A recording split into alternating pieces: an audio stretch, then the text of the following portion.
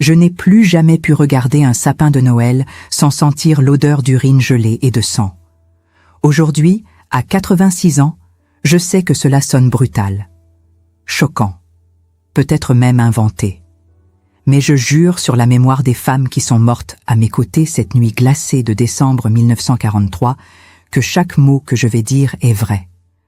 Une vérité que je porte depuis 61 ans, que j'ai gardée dans un silence absolu pendant des décennies, et que maintenant, devant cette caméra, j'ai décidé de libérer. Je m'appelle Lucie Bernard, et j'ai survécu au pire Noël qu'un être humain puisse vivre. Ce n'était pas un camp d'extermination. Il n'y avait pas de chambres à gaz. C'est pourquoi il n'est jamais entré dans les livres d'histoire comme Auschwitz ou Dachau y sont entrés. Mais ce qu'ils nous ont fait cette veille de Noël était si planifié, si cruel, si conçu pour détruire notre humanité, que je me réveille encore au milieu de la nuit en entendant les cris. Et le pire, j'entends mon propre cri parmi eux. Quand les soldats allemands ont envahi mon village à Strasbourg en ce décembre 1943, j'avais 25 ans. J'étais institutrice. J'enseignais aux enfants à lire la poésie française, à écrire des lettres, à rêver d'un avenir qui semblait de plus en plus lointain. Mon fiancé, Henri, était caché à Lyon, fuyant le recrutement forcé pour les travaux en Allemagne. Ma mère cuisinait avec presque rien. Mon père faisait semblant de croire que la guerre se terminerait bientôt. Nous ne savions pas. Nous ne savions pas que, cette semaine avant Noël, il cherchait spécifiquement des jeunes femmes. Pas pour le travail, pas pour les usines, pour quelque chose que l'histoire officielle n'a jamais enregistré de manière complète. Quelque chose que, encore aujourd'hui, beaucoup de Français préfèrent ne pas mentionner. Parce que cela fait honte, parce que cela fait mal, parce que cela révèle que le mal peut se déguiser en célébration. À l'aube du 22 décembre, ils ont frappé à notre porte. Ils n'ont pas demandé. Ils n'ont pas expliqué. Ils ont juste crié mon nom. Lucie Bernard, 25 ans, célibataire, institutrice. Ils savaient tout. Ils avaient des listes organisées, dactylographiées, avec des noms, des âges, des professions. Comme s'ils faisaient un inventaire de bétail. Ils ont dit que j'avais 5 minutes pour m'habiller. Ma mère a tenté de protester, mais un soldat l'a poussée contre le mur avec une telle force qu'elle s'est cognée la tête contre le coin de l'armoire. Mon père est resté paralysé, les mains tremblantes, incapable de réagir.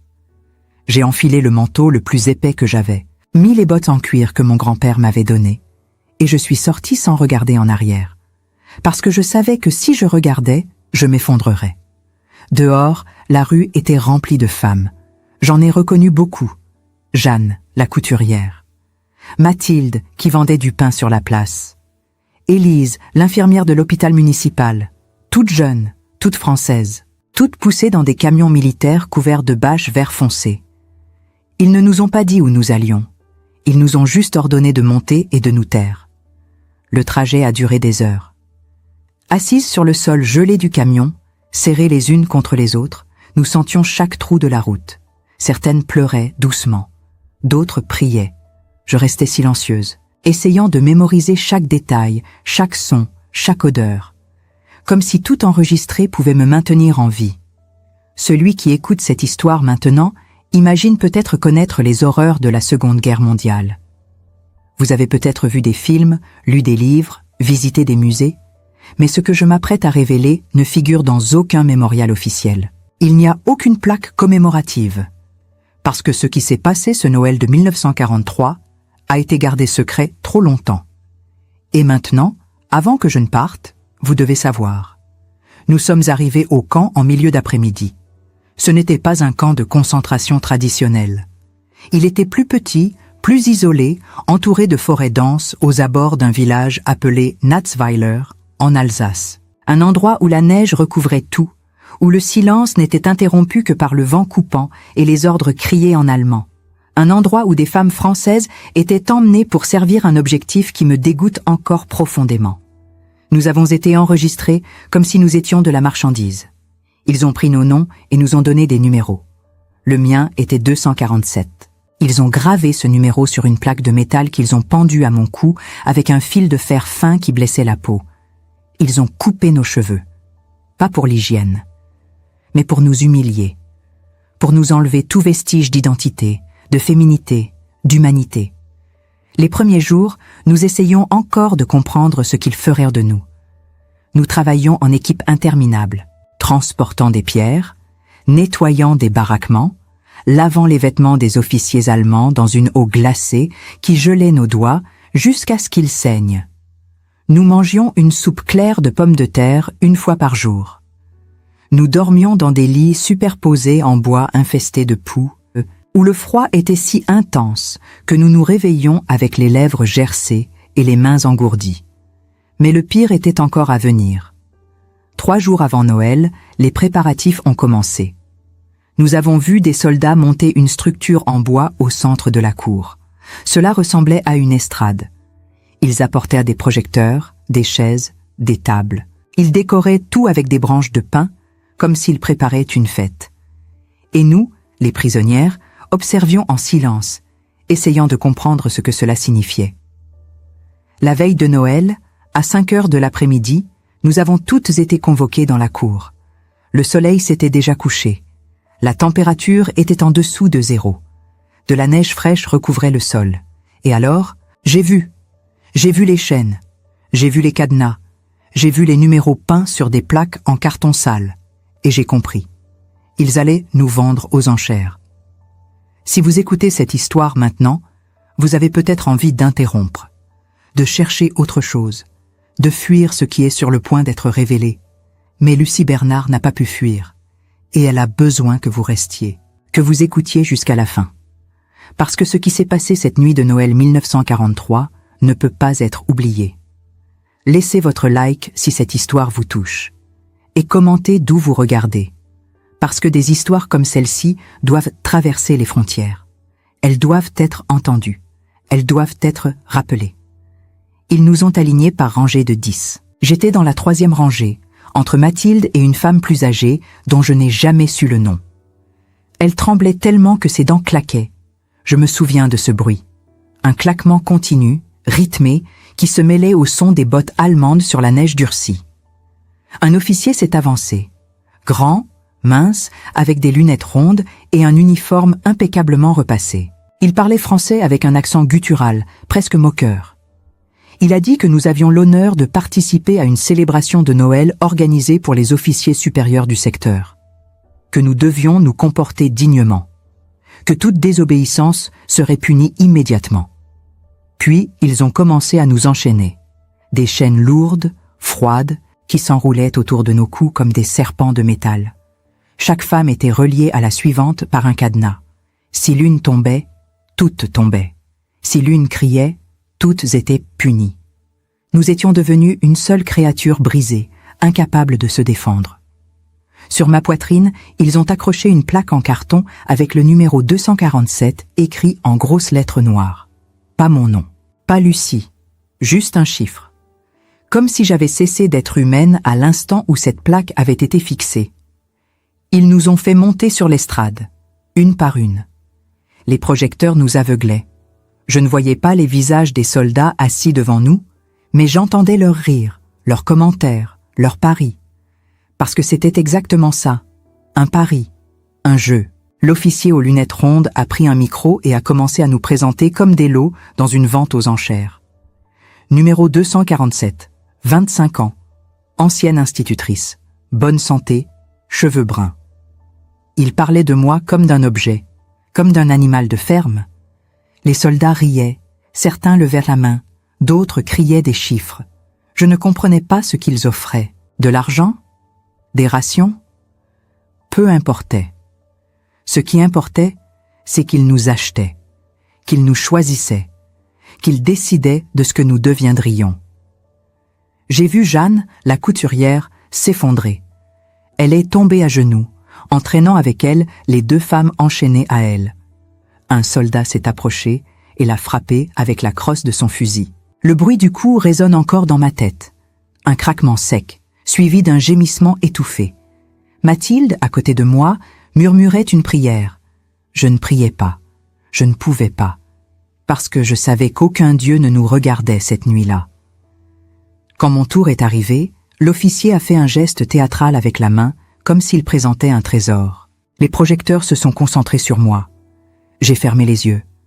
J'ai essayé de me transporter ailleurs, dans la salle de classe où j'enseignais, dans les bras d'Henri, dans la cuisine de ma mère. Mais la réalité m'a rattrapé quand j'ai entendu un soldat crier un chiffre, puis un autre, puis un troisième. Ils se disputaient, pour moi, comme si j'étais un objet de valeur. Finalement, un officier plus âgé, avec une cicatrice sur la joue gauche, a gagné. Il s'est levé, a marché vers l'estrade et m'a regardé droit dans les yeux. Pas avec désir, pas avec cruauté, mais avec une indifférence glaciale qui m'a terrifié plus que tout. Il a détaché ma chaîne du groupe et m'a tiré hors de l'estrade. Mes jambes tremblaient tellement que j'ai failli tomber. Il m'a attrapé par le bras et m'a traîné vers une baraque isolée, à l'écart du patio principal. Avant d'entrer, j'ai jeté un dernier regard vers les autres femmes. Certaines pleuraient, d'autres fixaient le vide. Élise, l'infirmière, me regardait avec une expression que je n'oublierai jamais. Ce n'était pas de la peur. C'était de la résignation, comme si elle savait déjà qu'elle ne survivrait pas à cette nuit. Et elle avait raison. À l'intérieur de la baraque, il faisait froid. Une petite lumière tremblotante éclairait à peine l'espace. Il y avait un lit de camp, une chaise, une table. L'officier m'a poussé vers la chaise et m'a ordonné de m'asseoir. Je m'attendais au pire. Je m'attendais à être violée, battue, tuée. Mais ce qui s'est passé était différent, plus étrange, plus déstabilisant. Il s'est assis sur le lit de camp, a sorti une bouteille de schnapps et en a bu une longue gorgée. Puis il m'a regardé et a dit, en français correct, « Chante ». Je n'ai pas compris. « Quoi ?»« Chante, une chanson de Noël, française. » Ma voix était bloquée. Je ne pouvais pas. Je ne voulais pas. Il a répété l'ordre, cette fois avec une froideur menaçante. « Chante, ou je te ramène sur l'estrade et je te donne au suivant. » Alors j'ai chanté, minuit, chrétien, avec une voix tremblante, brisée, à peine audible. Les larmes coulaient sur mes joues, mais je continuais, parce que je savais que ma survie dépendait de cette chanson. Quand j'ai terminé, il n'a rien dit. Il a simplement bu une autre gorgée de schnapps, puis m'a ordonné de sortir. Je suis retournée au baraquement des prisonnières en titubant. Mes jambes ne me portaient plus. Mon esprit était vide. Quand je suis entrée, j'ai vu que plusieurs femmes manquaient. Jeanne n'était pas revenue, Élise non plus. Le lendemain matin, on nous a dit qu'elles étaient mortes pendant la nuit. Officiellement, de froid. Mais nous savions. Ce Noël de 1943 n'a jamais pris fin pour moi. Les jours suivants ont été un brouillard, un mélange de froid, de faim et de terreur muette. Nous ne parlions plus entre nous, comme si les mots avaient perdu leur sens, comme si la seule chose qui restait était la survie mécanique, instinctive, animale. Je revois encore le visage de Mathilde, 3 jours après Noël. Elle avait cessé de manger, refusait la soupe, refusait l'eau. Elle restait assise sur son lit de camp, les yeux fixés sur le mur, murmurant des prières que personne n'entendait plus. Un matin, elle n'a pas ouvert les yeux. Les soldats ont emporté son corps comme ils emportèrent les déchets, sans cérémonie, sans respect, juste un numéro de moins sur leur liste. Ce qui me hante le plus, ce n'est pas la mort, c'est le silence qui l'a entourée. Personne n'a pleuré, personne n'a protesté. Nous étions devenus des ombres. Mais il y avait une femme qui refusait de disparaître. Elle s'appelait Claire. 32 ans, ancienne infirmière de Lyon. Elle avait survécu à la nuit de Noël en se taisant, en obéissant, en respirant. Mais au fond d'elle brûlait une rage froide que je voyais dans ses yeux chaque matin. Un soir, elle m'a parlé. Discrètement, dans le coin du baraquement, loin des gardes. « Ils vont recommencer », a-t-elle murmuré. « Pour le nouvel an, j'ai entendu 2 soldats en parler. Ils préparent une autre soirée. » Mon sang s'est glacé. « On ne peut rien faire. »« Si », a-t-elle répondu, « on peut témoigner. On peut survivre pour raconter. » À ce moment-là, je ne comprenais pas ce qu'elle voulait dire. Comment témoigner si nous étions mortes? Comment raconter si personne ne nous croyait? Mais Claire avait raison sur un point. Survivre était un acte de résistance. Pendant les semaines qui ont suivi, J'ai fait ce que Claire m'avait dit. J'ai mémorisé les noms, les visages, les détails. L'officier à la cicatrice, l'homme aux lunettes rondes, le soldat qui frappait Jeanne. Je les ai gravés dans ma mémoire comme on grave des noms sur une pierre tombale. Parce que je savais qu'un jour, peut-être, quelqu'un me demanderait ce qui s'était passé. En février 1944, le camp a été partiellement évacué. Les Alliés avançaient, les Allemands paniquaient, ils ont brûlé des documents, détruit des preuves. Certaines prisonnières ont été transférées vers d'autres camps. D'autres ont simplement disparu. Moi, j'ai été libéré par accident. Un convoi de prisonniers politiques devait être transféré vers l'Allemagne. Mais dans la confusion, mon numéro a été mal lu. Au lieu de 247, ils ont lu 274. Et la prisonnière 274 était morte 2 semaines plus tôt. Quand ils ont ouvert la porte du camion à la frontière suisse, j'ai sauté. J'ai couru. J'ai couru sans me retourner, sans penser, juste en respirant. Un fermier suisse m'a trouvé effondré dans un champ enneigé. Il m'a emmené chez lui, m'a donné de la soupe chaude, des vêtements propres. Sa femme a pleuré en voyant l'état de mon corps. Je suis resté chez eux 2 semaines. Puis j'ai traversé la frontière française clandestinement et je suis rentré à Strasbourg. Ma maison était vide. Mes parents avaient disparu. Henri aussi. Je n'ai jamais su ce qui leur était arrivé. Après la guerre, j'ai essayé de témoigner. J'ai contacté des organisations de victimes. J'ai parlé avec des journalistes. J'ai écrit des lettres aux autorités françaises, au ministère, aux associations d'anciens combattants. J'ai frappé à toutes les portes que je pouvais trouver. Mais personne ne voulait m'écouter. Parce que mon histoire ne rentrait pas dans le récit officiel. Parce qu'elle embarrassait. Parce qu'elle révélait que l'horreur nazie ne s'était pas limitée aux camps de concentration connus. Parce qu'elle montrait qu'il y avait eu des atrocités commises dans l'ombre, des crimes jamais documentés, des souffrances jamais reconnues. On m'a dit que j'exagérais, que je confondais les souvenirs, qu'il n'y avait aucune preuve, que peut-être le traumatisme m'avait fait imaginer des choses. Un fonctionnaire m'a même suggéré de consulter un psychiatre, comme si ma douleur était une maladie mentale, comme si les chaînes autour de mon cou n'avaient jamais existé. J'ai montré la cicatrice sur ma nuque, là où le fil de fer avait coupé ma peau pendant des semaines. Ils ont regardé et ont dit que cela pouvait venir de n'importe quoi. J'ai donné les noms des femmes qui étaient avec moi. Ils ont vérifié et m'ont dit que certaines étaient mortes dans d'autres camps, d'autres causes officielles, que mon témoignage ne correspondait pas aux archives. Les archives, comme si les nazis avaient tout documenté. Comme si chaque horreur avait été soigneusement enregistrée pour la postérité. Un journaliste m'a écouté pendant 2 heures. Il a pris des notes. Il m'a promis qu'il publierait mon histoire. 2 semaines plus tard, il m'a rappelé pour me dire que son rédacteur en chef avait refusé l'article. Trop controversé. Trop difficile à vérifier. Trop dérangeant pour les lecteurs qui voulaient tourner la page. Tourner la page. Comme si l'histoire était un livre qu'on pouvait simplement fermer. Alors j'ai arrêté de parler. J'ai rangé mes souvenirs dans un coin sombre de mon esprit et j'ai fait semblant qu'ils n'existaient pas. J'ai essayé de vivre comme si cette nuit de Noël 1943 n'avait jamais eu lieu. Je me suis mariée en 1947 avec un homme bon nommé Marcel. Il était menuisier. Il avait des mains fortes et douces à la fois.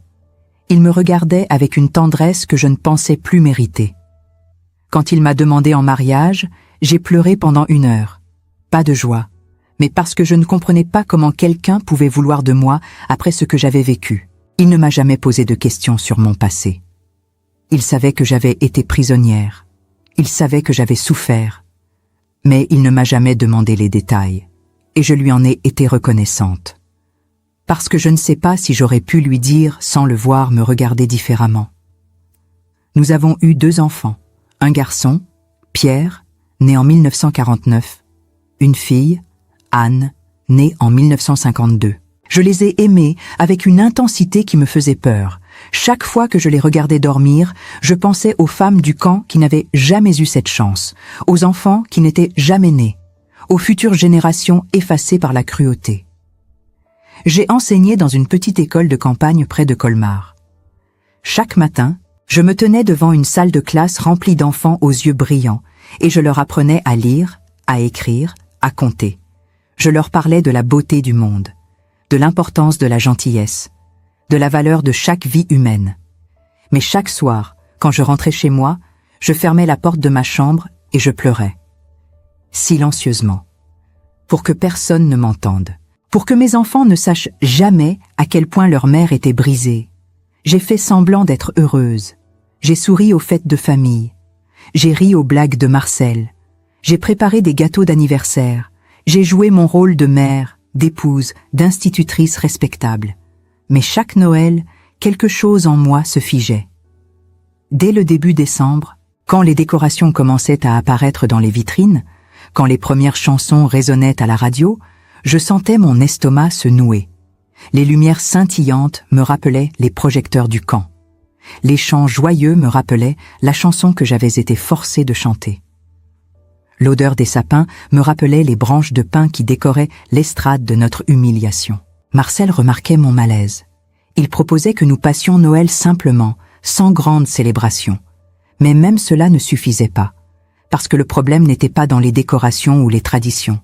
Le problème était en moi, dans ma mémoire, dans cette partie de moi qui était restée prisonnière.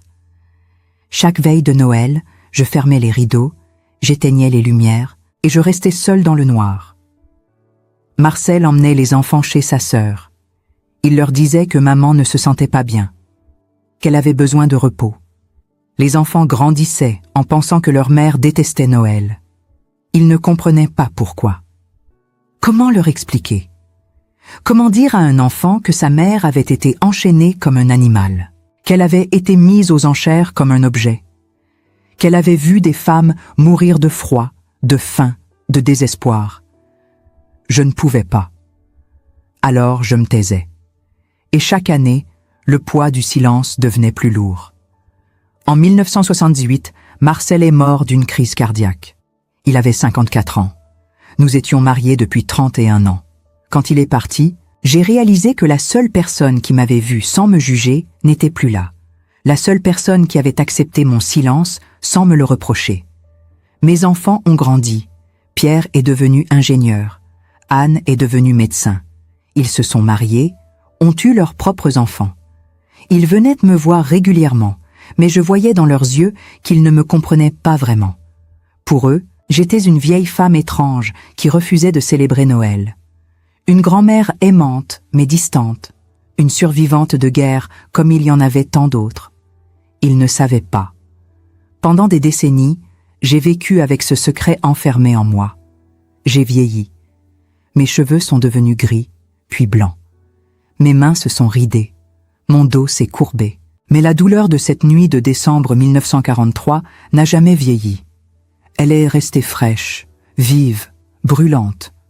Puis, en 2004, quelque chose a changé.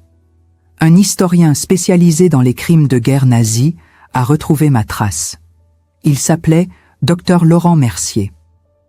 Il enquêtait sur des camps secondaires peu documentés, des lieux d'horreur qui n'avaient jamais été officiellement reconnus. Il avait trouvé des fragments de documents dans les archives allemandes, des mentions cryptiques de divertissements pour officiers organisés dans certains camps satellites, des références à des acquisitions temporaires de prisonnières françaises. Il avait aussi trouvé une liste dactylographiée avec des noms et des numéros. Et sur cette liste, il y avait mon nom. Lucie Bernard, numéro 247. Il m'a écrit une lettre respectueuse, prudente, qui me demandait si j'accepterais de le rencontrer, si j'accepterais de parler de ce que j'avais vécu. J'ai tenu cette lettre dans mes mains tremblantes pendant 3 jours. Je l'ai relue des dizaines de fois. J'ai pleuré, j'ai hésité, j'ai eu peur. Mais finalement, j'ai accepté. J'avais 86 ans. Mes enfants étaient adultes et indépendants. Mon mari était mort depuis longtemps. Je n'avais plus rien à perdre, plus rien à protéger, plus aucune raison de me taire. Le docteur Mercier est venu me voir chez moi, dans ma petite maison près de Colmar. Il était jeune, la quarantaine peut-être, avec des yeux sérieux et un regard empathique. Il a installé une caméra. Il m'a demandé si j'étais prête. Et alors, pour la première fois en 61 ans, j'ai raconté tout. Devant cette caméra, j'ai parlé des chaînes, des numéros, de l'estrade, des projecteurs, des soldats qui riaient, de l'officier à la cicatrice, de la chanson que j'avais été forcée de chanter, Des femmes qui n'étaient jamais revenues, de Jeanne, de Mathilde, d'Élise, de Claire. J'ai parlé pendant 4 heures, sans m'arrêter, comme si, une fois la digue brisée, tout ce que j'avais retenu pendant des décennies devait sortir d'un coup. Le docteur Mercier a pleuré en m'écoutant. Pas discrètement, franchement. Il s'est essuyé les yeux avec sa manche et m'a dit « Madame Bernard, votre témoignage est crucial. Il confirme ce que nous soupçonnions, mais que nous ne pouvions pas prouver. Vous êtes peut-être la seule survivante de ce programme. La seule survivante. » Ces mots m'ont frappé comme un coup. Cela voulait dire que toutes les autres étaient mortes, que j'étais la dernière voix, la dernière preuve vivante. Il m'a promis qu'il allait publier un livre, qu'il allait faire en sorte que le monde sache, qu'il allait honorer la mémoire de toutes ces femmes dont les noms avaient été effacés. Je ne sais pas s'il a réussi, parce que 4 ans après cet entretien, en 2008, je suis morte. Mais mes mots sont restés. Cette vidéo est restée. Ce témoignage est resté. Et maintenant, vous savez. Aujourd'hui, en 2025, mon histoire est enfin racontée. Pas dans les grands musées, pas dans les manuels scolaires, mais ici, dans ce documentaire, grâce aux archives que j'ai laissées. Je ne sais pas qui m'écoute maintenant. Peut-être une jeune femme qui pense que de telles horreurs n'arrivent plus. Peut-être un homme qui croit que l'histoire est derrière nous. Mais je veux que vous sachiez une chose. Ce qui m'est arrivé, ce qui est arrivé à Jeanne, à Mathilde, à Élise, à Claire, à toutes ces femmes dont les noms ont été effacés, peut arriver de nouveau. Parce que le mal ne meurt jamais vraiment. Il attend, il se cache, il change de visage. Et quand nous oublions, quand nous cessons de raconter, il revient. C'est pourquoi j'ai parlé. Pas pour moi, pas pour la justice, pas même pour la mémoire, mais pour que vous sachiez, pour que, si un jour vous voyez des chaînes se refermer autour du cou de quelqu'un, vous ne détourniez pas le regard. Pour que, si un jour vous entendez des cris étouffés derrière une porte close, vous n'ignoriez pas. Pour que, si un jour on vous dit que certaines vies comptent moins que d'autres, vous refusiez de le croire. Parce que j'étais Lucie Bernard. Numéro 247. Institutrice. 25 ans. Et je méritais de vivre. Tout comme vous. L'histoire de Lucie Bernard n'est pas seulement un témoignage. C'est un cri qui traverse les décennies. Un cri que le monde a tenté d'étouffer, que l'histoire officielle a essayé d'effacer, mais qui refuse de mourir. Parce que derrière chaque numéro gravé sur une plaque de métal, il y avait une femme, une fille, une sœur, une fiancée, une institutrice qui enseignait la poésie aux enfants, une couturière qui cousait des robes de mariée, une infirmière qui sauvait des vies, des femmes qui méritaient de vivre, de vieillir, de raconter leurs propres histoires. Si ce témoignage vous a touché, si ces mots ont résonné en vous, si vous avez ressenti ne serait-ce qu'une fraction de la douleur que Lucie a portée pendant 61 ans, alors ne laissez pas cette histoire s'arrêter ici. Abonnez-vous à cette chaîne pour que ces voix oubliées continuent d'être entendues. Activez la cloche de notification pour ne manquer aucun documentaire qui honore la mémoire de ceux qui ont souffert dans l'ombre. Parce que chaque abonné est un gardien de mémoire. Chaque vue est un refus d'oublier. Laissez votre like si vous croyez que ces histoires doivent être racontées. Mais surtout, commentez. Dites-nous d'où vous regardez ce documentaire. Dites-nous ce que vous ressentez. Dites-nous si vous connaissiez cette partie de l'histoire. Parce que vos mots créent une communauté de mémoire. Ils prouvent que Lucie n'a pas parlé en vain. Que Jeanne, Mathilde, Élise et Claire ne sont pas mortes pour rien. Que leur souffrance compte. Que leur humanité compte. Partagez ce documentaire avec ceux qui pensent que l'histoire est derrière nous. Avec ceux qui croient que de telles horreurs ne peuvent plus arriver. Avec ceux qui ont besoin de comprendre que le silence est complice, que l'oubli est dangereux, que seule la mémoire nous protège de répéter les erreurs du passé. Chaque partage est un acte de résistance contre l'effacement. Chaque commentaire est une bougie allumée dans l'obscurité. Lucie Bernard est morte en 2008. Mais tant que vous vous souvenez d'elle, tant que vous racontez son histoire, tant que vous refusez de détourner le regard, elle continue de vivre. Et les femmes qui sont mortes, cette nuit glacée de Noël 1943, continuent d'exister, pas comme des numéros, mais comme des êtres humains qui méritèrent la dignité, le respect et la mémoire. Merci d'avoir écouté. Merci de ne pas oublier. Merci d'être ici.